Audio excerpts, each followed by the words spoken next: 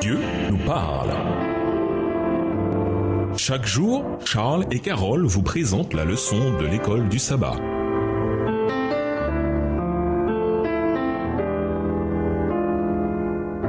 Bienvenue dans votre émission Dieu nous parle. Nous voilà au jeudi 10 novembre, la seconde mort. La plus grande et la plus puissante manifestation du châtiment divin aura lieu à la fin des temps, avec la destruction des méchants. Ce que la Bible appelle la seconde mort. Apocalypse 20, verset 14. Bien entendu, il ne faut pas confondre cette mort avec la mort qui concerne tous les descendants d'Adam. Il s'agit ici de la mort à laquelle les justes échapperont à la fin des temps grâce au second Adam, Jésus-Christ. 1 Corinthiens 15, verset 26. A contrario, la seconde mort, comme d'autres châtiments vus au temps de l'Ancien Testament, est le châtiment direct de Dieu sur les pécheurs qui ne se sont pas repentis pour recevoir le salut en Jésus. Lisons 2 Pierre 3, les versets 5 à 7. Que nous dit la parole de Dieu sur le destin des méchants? 2 Pierre 3, les versets 5 à 7. Ils veulent ignorer, en effet, que des cieux existèrent autrefois par la parole de Dieu, de même qu'une terre tirée de l'eau est formée au moyen de l'eau, et que par ces choses, le monde d'alors périt submergé par l'eau. Tandis que, par la même parole, les cieux et la terre d'à présent sont gardés et réservés pour le feu, pour le jour du jugement et de la ruine des hommes impies. Des flammes de feu descendent du ciel d'auprès de Dieu, la terre s'entrouvre, les armes qu'elle recèle dans son sein jaillissent de toutes les crevasses. Les rochers même prennent feu.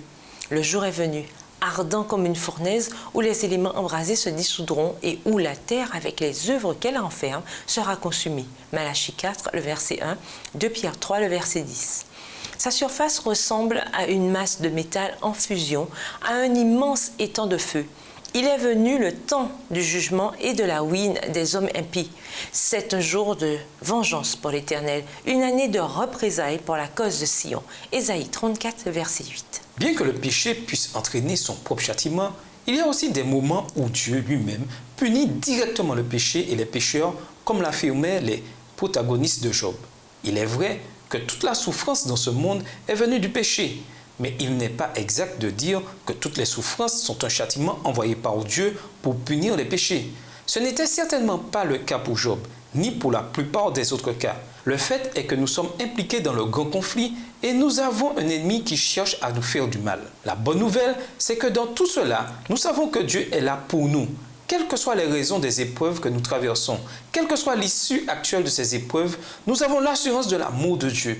Un amour si grand que Jésus est allé à la croix pour nous, acte qui, à lui seul, promet qu'il y aura un terme à toutes les souffrances. Comment être sûr que la souffrance d'une personne est un châtiment direct de la part de Dieu?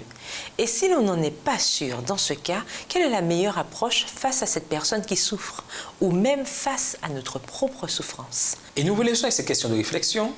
Avez-vous des amis qui souffrent en ce moment? Comment partager avec eux l'amour de Dieu?